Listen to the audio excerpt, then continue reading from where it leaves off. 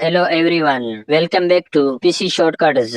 आज के इस वीडियो में मैं आपको एक्सेल के 21 बेसिक शॉर्टकट की के बारे में बताने वाला हूं, जो कि आपके ऑफिस वर्क के लिए बहुत ज्यादा इम्पोर्टेंट होने वाले हैं और एक्सेल में आपके काम को एक प्रोफेशनल लेवल तक बूस्ट करने वाला है। तो इस वीडियो को पूरा देखें और एक छोटी सी रिक्वेस्ट है कि अगर आपको ये वीडियो यूजफुल और इन्फॉर्मेटिव लगे तो प्लीज इस वीडियो को लाइक और शेयर जरूर कीजिएगा। तो बिना टाइम वेस्ट किए बढ़ते हैं पहले शॉर्टकट की तरफ।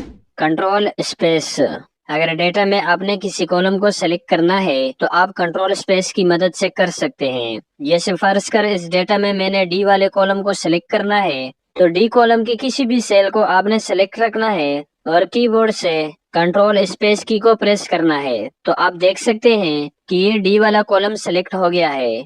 इस तरह से मैं ये एफ वाले कॉलम को भी सेलेक्ट करके दिखाता हूँ। आपने एफ वाले कॉलम की किसी भी सेल में आना है और प्रेस करना है कंट्रोल स्पेस। तो ये आप देख सकते हैं। तो कॉलम को सेलेक्ट करने के लिए आप कंट्रोल स्पेस की का यूज कर सकते हैं। Shift space. इसी तरह से इस शॉर्टकट की का यूज करके आप किसी भी रो को सेलेक्ट कर सकते हैं। जैसे फर्ज कर यहाँ पर हमने इस 5वें रो को सेलेक्ट करना है, तो हम यहाँ पर इस रो के किसी भी सेल में आएंगे और कीबोर्ड से शिफ्ट के साथ स्पेस की को प्रेस कर देंगे। तो आप देख सकते हैं यहाँ पर ये रो सेलेक्ट हो गया है। तो शिफ्ट स्पेस की मदद से आप किसी भी रो को सेलेक्ट कर सकते हैं। Control shift plus.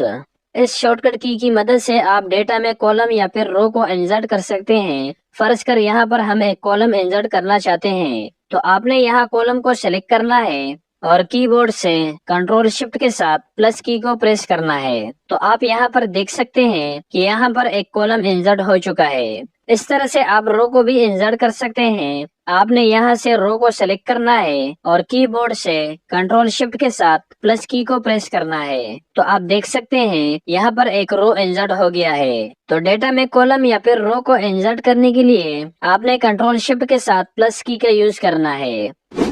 Control minus. अगर आपको डेटा में से किसी कॉलम या फिर रो को डिलीट करना है तो उसके लिए आप कंट्रोल प्लस माइनस की का यूज कर सकते हैं। जैसे फर्ज कर मुझे इस डेटा में से इस कॉलम को डिलीट करना है, मतलब कि पूरा कॉलम ही डिलीट करना है, तो मैं कंट्रोल प्लस स्पेस से इस कॉलम को सिलेक्ट करूंगा और प्रेस करता हूँ कंट्रोल प्लस माइनस। तो यहाँ पर ये आप देख सकते हैं कि एक कॉलम का डेटा डिलीट हो चुका है, मतलब कि पूरा कॉलम ही डिलीट हो चुका है। इसी तरीके से आप रो को भी डिलीट कर सकते हैं। आपने पहले रो को सिलेक्ट करना है और उसके बाद कीबोर्ड से प्रेस करना है कंट्रोल प्लस माइनस। तो आप देख सकते हैं कि यहाँ पर रो डिलीट हो चुका है। तो किसी भी रो या फिर कॉलम को डिलीट करने के लिए आप कंट्रोल प्लस माइनस की का यूज कर सकते हैं। Control plus tab.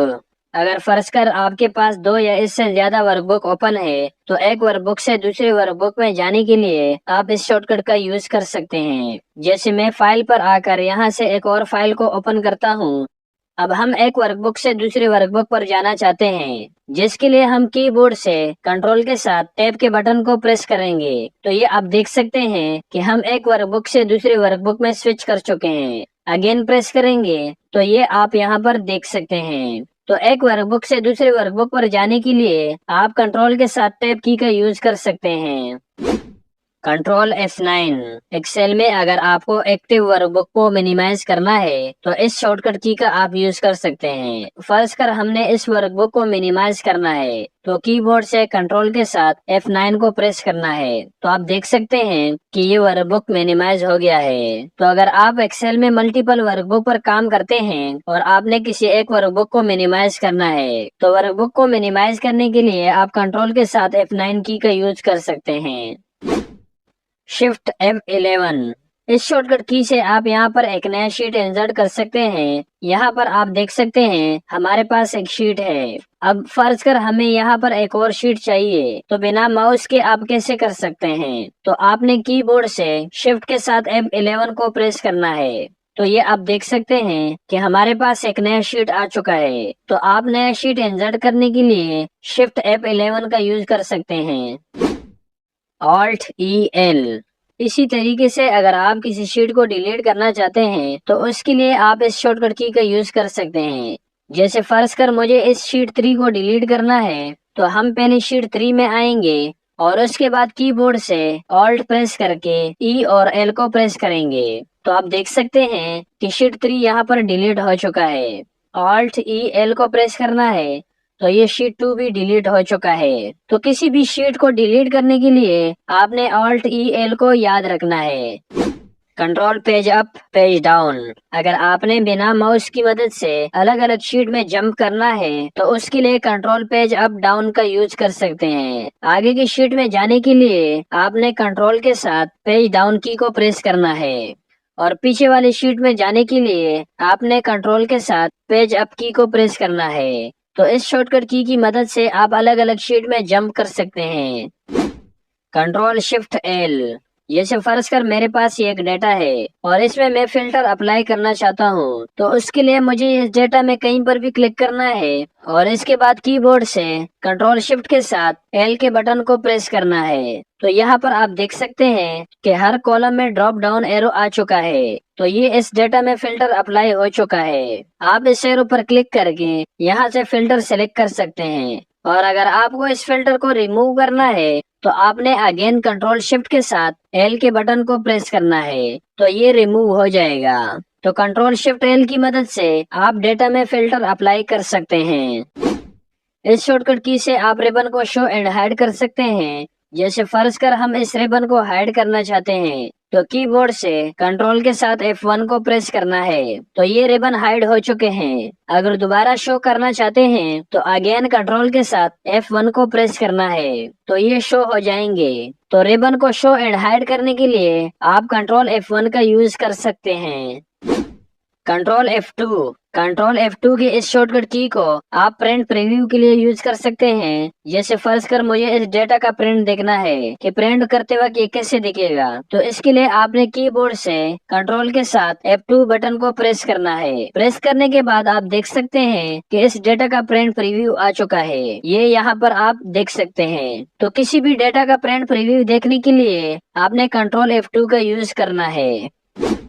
ऑल्ट ओ सी ए, आप इस शॉर्टकट की मदद से कॉलम की विड्थ को फिट कर सकते हैं। एक तो ये तरीका है कि आप यहाँ पर कर्सर लेकर आ जाते हैं और डबल क्लिक करते हैं तो ये कॉलम फिट हो जाता है, या फिर आप इसे शॉर्टकट की मदद से भी फिट कर लेते हैं। तो आपने पहले कंट्रोल ए से इस डेटा को सेलेक्ट करना है और इसके बाद कीबोर्ड से प्रेस करना है ऑल्ट ओ सी ए। तो ये ऑटो फिट का फंक्शन लग चुका है। इसका एक दूसरा शॉर्टकट की भी है ऑल्ट HOI, आपको जो भी इजी लगे वो आप यूज कर सकते हैं। कंट्रोल शिफ्ट सेमीकोलन, ये शॉर्टकट की बेसिकली यूज होता है कि अगर आप इस शीट के अंदर करंट टाइम इंसर्ट करना चाहते हैं तो इसके लिए आप इस शॉर्टकट की का यूज कर सकते हैं। जैसे फर्ज कर मुझे यहाँ पर टाइम इंसर्ट करना है तो इसके लिए कीबोर्ड से कंट्रोल और शिफ्ट को प्रेस रखकर सेमीकोलन वाली की को प्रेस करना है। तो ये आप देख सकते हैं कि ये टाइम यहाँ पर इंसर्ट हो चुका है। तो शीट के अंदर टाइम इंसर्ट करने के लिए आप कंट्रोल शिफ्ट सेमीकोलन का यूज कर सकते हैं। कंट्रोल सेमीकोलन, इसी तरीके से अगर आपको डेट यहाँ पर इंसर्ट करना है वो तो इससे भी सिंपल है, बस आपको कंट्रोल के साथ सेमीकोलन को प्रेस करना है। तो आप देख सकते हैं कि यहाँ पर डेट इंसर्ट हो चुका है, जो भी डेट आपके कंप्यूटर में सेट है। कंट्रोल W, अगर आपने एक्सेल में मल्टीपल फाइल ओपन कर रखी है और उसमें से आप कोई फाइल को क्लोज करना चाहते हैं तो आपने उस फाइल पर आना है और कीबोर्ड से कंट्रोल के साथ W को प्रेस करना है तो वो फाइल क्लोज हो चुका है। इसी तरह से हम एक और फाइल को क्लोज करना चाहते हैं तो अगेन कंट्रोल W को प्रेस करना है तो ये फाइल भी क्लोज हो चुका है। कंट्रोल W से आप सिर्फ एक्टिव फाइल को क्लोज कर सकते हैं और अगर आप पूरे एक्सेल को क्लोज करना चाहते हैं तो आपने ऑल्ट के साथ F4 बटन को प्रेस करना है तो ये पूरी एक्सेल फाइल क्लोज हो चुकी है।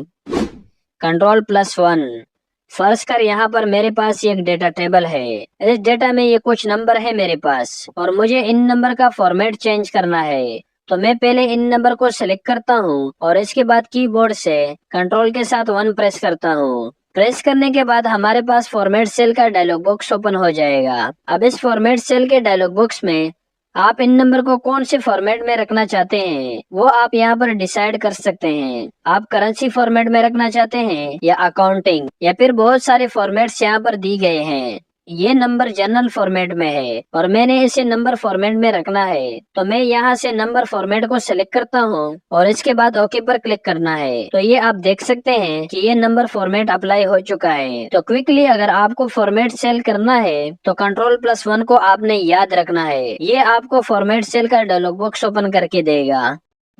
Alt F1 अगर आपने किसी डेटा को चार्ट में इंसर्ट करना है तो इसके लिए आप इस शॉर्टकट की का यूज कर सकते हैं। यहाँ पर ये आप देख सकते हैं कि हमारे पास एक डेटा टेबल है और हमें इसे चार्ट में इंसर्ट करना है। तो आपने पहले इस डेटा को सिलेक्ट करना है और इसके बाद कीबोर्ड से Alt के साथ F1 की को प्रेस करना है। तो आप देखोगे कि ये इस डेटा का चार्ट इंसर्ट हो गया। तो किसी भी डेटा का चार्ट इंसर्ट करने के लिए आपने Alt के साथ F1 की का यूज करना है। Ctrl+Shift+U अगर आप कोई बड़ा फार्मूला लिख रहे हैं तो फार्मूला बार को एक्सपेंड करने के लिए आप इस शॉर्टकट की का यूज कर सकते हैं। जैसे हम Ctrl+Shift को प्रेस करके U को प्रेस करते हैं तो आप देख सकते हैं कि फार्मूला बार एक्सपेंड हो चुका है। और अगर आपने इसको नॉर्मल करना है तो अगेन Ctrl+Shift के साथ U के बटन को प्रेस करना है तो ये नॉर्मल हो जाएगा। तो फार्मूला बार को एक्सपेंड करने के लिए Ctrl+Shift के साथ U के बटन को आपने याद रखना है। Ctrl+T यहाँ पर हमारे पास एक डेटा है और इस डेटा को हमने एक टेबल में कन्वर्ट करना है। तो उसके लिए हम Ctrl+T का यूज करेंगे। पहले हम इस डेटा को Ctrl+A प्रेस करके सेलेक्ट करेंगे। सेलेक्ट करने के बाद Ctrl+T को प्रेस कर देंगे। Ctrl+T प्रेस करने के बाद क्रिएट टेबल का पॉपअप आपके सामने आ जाएगा। यहाँ पर माई टेबल इस हेडर को ऑलरेडी चेक रहने दो क्योंकि टेबल में हमारे पास हेडर है और इसके बाद ओके पर क्लिक कर देना है। तो ये आप देख सकते हैं कि डेटा टेबल में कन्वर्ट हो चुका है। डेटा को टेबल में कन्वर्ट करने के लिए हमें बहुत दफा जरूरत पड़ सकती है और टेबल बहुत यूजफुल होता है। तो ये थे आज के शॉर्टकट कीज। आपने इन शॉर्टकट का साथ